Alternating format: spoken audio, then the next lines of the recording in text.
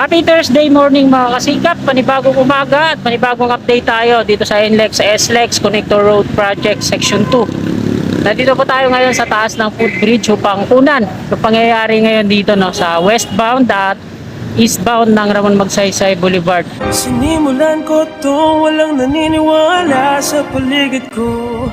Ano? At pakita ko po muna dito sa May Altura Market. Ito po yung lagay ngayon sa traffic at sa mga kababayan natin na mga namimili dyan.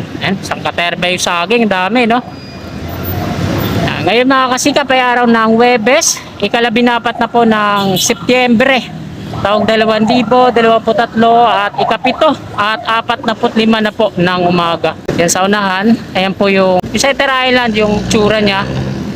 Nakatakip na ang lona na yan. Ayan yung mga steel box girders na gagamitin dun sa ilalim ng LRT2 patawid dito sa eastbound. Nasilip na po natin dito sa westbound. Tingnan naman natin dito sa east. Wow, may tren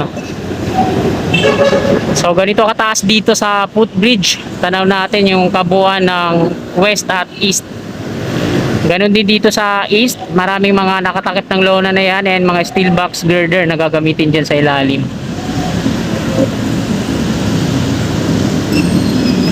Dito dati nakalagay yung poste ng NGCP na na-dismantle. Kagaya dito sa kanan, nandiyan dyan siya sa may spalto. At dalawang pile cap foundation doon sa unahan sa ilalim ng LRT ito yung nandoon. Tabayanan din natin yan kung paanong paraan nila titibagin yan. At ayan, shout out sa mga kababayan natin dyan sa ibang bansa, mga OFW immigrants. Ayan, shout out po sa inyo, lalo na yung mga taga rito sa Santa Mesa. Shout out po sa inyo So natapos na po tayo dito sa taas na footbridge. Pababa na po tayo doon at babaybayin natin yan patungo doon sa May Poresa Station at mag-U-turn ako. Babalik ako dito sa eastbound naman. So tara, let's go.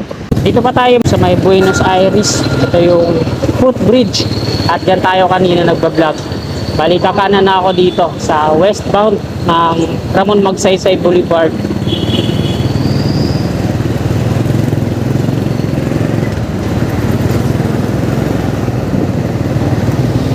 Lapitan natin dito. Ito yung Center Island. Dati ito yung mga steel box girders na nakasalansan dito. Ano? Solid po yan. Kaya pala tinawag na steel box girder dahil hugis box siya. Ito yung gitna. Wala pa din nakatirik na rebar cage pero meron na siyang mga suporta. At ito yung last, yung dulo ng viaduct. Dito abang na siya Yung gitna na lang talaga yung inaantay. Mga karagdagan silang mga steel beam na nandito. At eto na.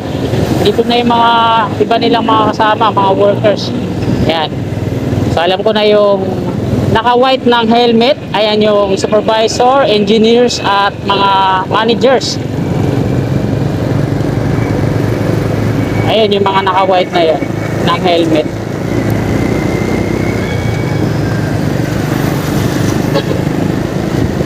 Tapos yung mga naka-blue, ayun yung mga electrician. Dito po ako mag-U-turn sa may doon sa kabila na lang. Kasi bawal na dyan mag-direct na mag-U-turn. So dito tayo, iikot tayo. Dito sa may Poresa Extension. Iwanan po tayo dito. Nandito na po tayo sa Ramon Magsaysay Boulevard. Eastbound. Ito yung Poresa Station ng LRT.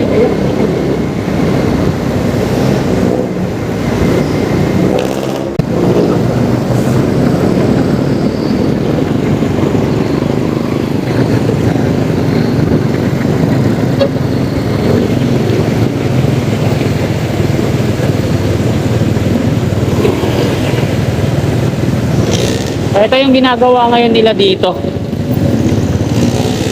Ayan. Ito muna tayo dito.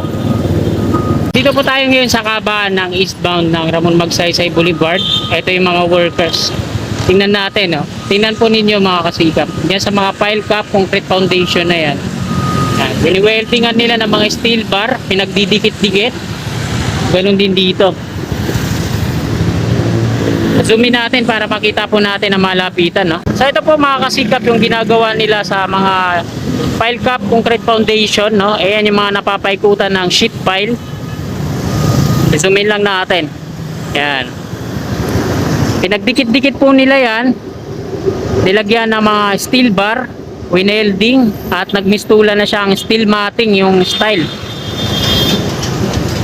Ganon din dito sa pangalawa, pangatlo, tatlong pile cap concrete foundation po dito. Sa ilalim ng LRT2 yung ginawa nila ng ano, pinagdikit-dikit nila yung mga sheet pile, wineldingan ng mga steel bar. Ayan. So dun sa dulo, ayan yung ginagawa nila.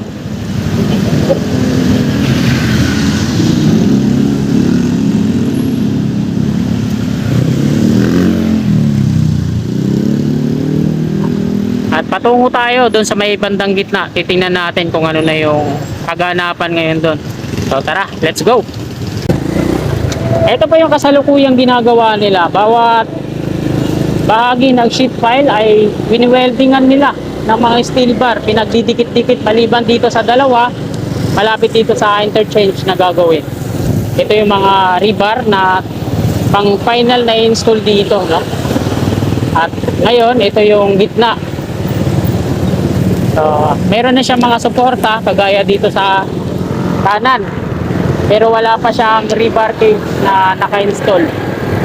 Ayan, yung mga nakaputi na helmet, ayan po yung mga engineers at supervisor, manager. So, nandito na tayo mga kasikap sa footbridge na pinestuhan ko kanina.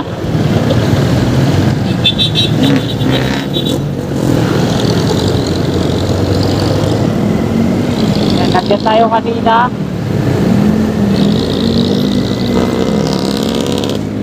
Dito na po yung service road.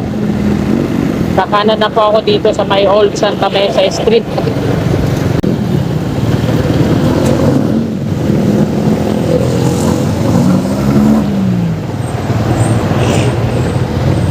Sabay na po natin ang update dito sa may section 2A para isang lakaran lang.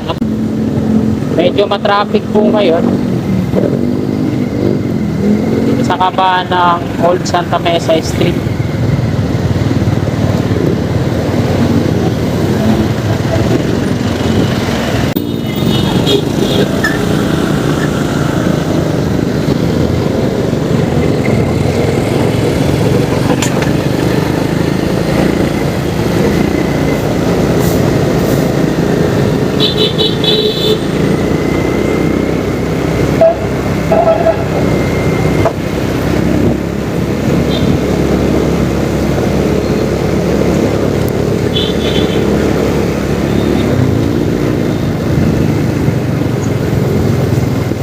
Lalong nagtaas na naman ang gasolina.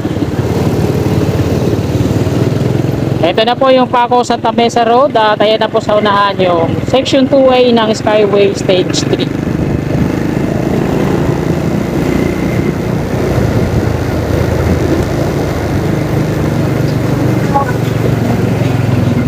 Ito na po yung Maui OSS pakanan, yan sa tunnel.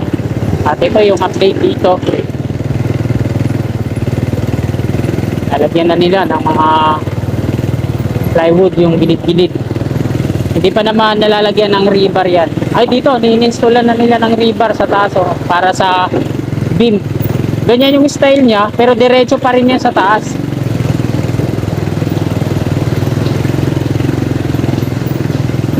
Kasi magkakaroon ng on-ramp dito sa kaliwa. Batay sa perspective view na pinakita ko.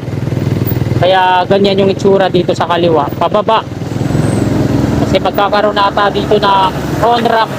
So nasa pangatlong magkapares na pier na sila. Ilagyan na rin nila ng mga suporta na ayan yun. Grabe alikabok, sakit sa mata. Ilagyan na nila ng mga scaffolding support yung ilalim. At dito, ginagawa na nila yung ano, kanal. Ito yung mga worker nila, oh, mga workers. Ito yung iba, nakatalaga dito naman sa bakal. Ito yung barracks, at ito na yung Zamora Bridge.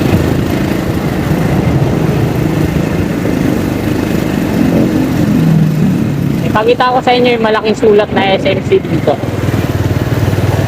Ayun. Ito. Yan. Ayan o. Sa Skyway Stage 3 nga to at SMC yung at gano dito gumagawa.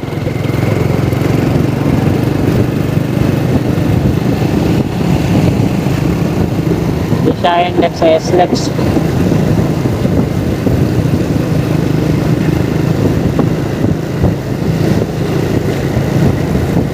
Akala na po tayo dito sa may flyover.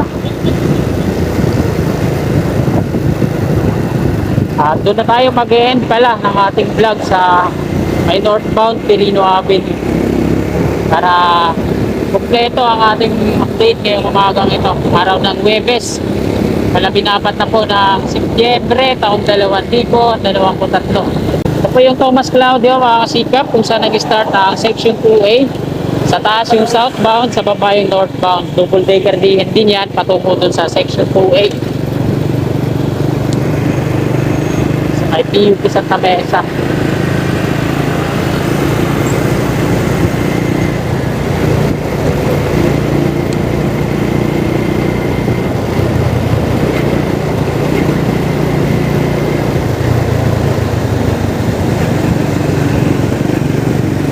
Pasig River.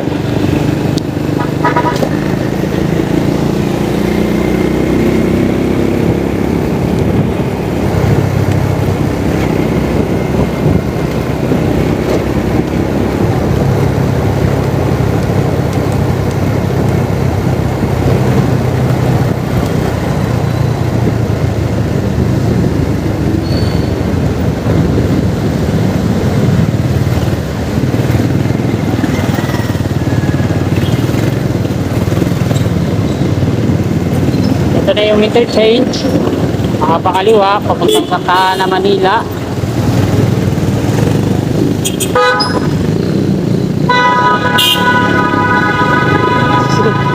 Wala kasing traffic enforcer doon, kaya yan nangyayari, oh. Bartagulan sila dyan. Hindi siguro makadaan yung kotse, nabitin yung pagarangkada niya, nasa gitna siya. Yan. Parang naipit na ano, pumusina ng pumusina. Yun, may clearing operation dito ang TPS Manila sa may railroad na ano,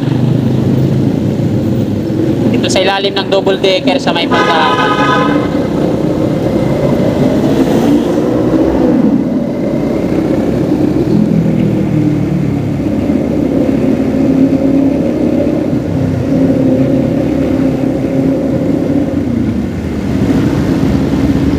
Ubos na naman yung mga street dwellers doon sa gilid. Pinagtatanggal yung mga ano nila, gamit.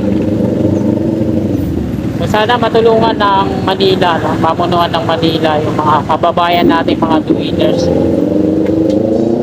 Bigyan ng pabahay para hindi na sila pakalat-kalat sa ilalim ng tabi ng PNR. Nandito na po tayo sa northbound ng Quirino Avenue at dito na po nagtatapos tong vlog natin ngayong umaga. Kung nagustuhan niyo po yung vlog natin mga kasikap, please like at sa mga kasikap natin na willing po na sumuporta sa aking munting YouTube channel, i-click lang natin yung subscribe button dyan sa baba at yung katabi niyang bell. Bell po natin para always na updated po lagi tayo sa mga bago ko pang paparating na video i-upload ko, no. Maraming salamat po, lagi po tayo mag-iingat and God bless po sa ating lahat.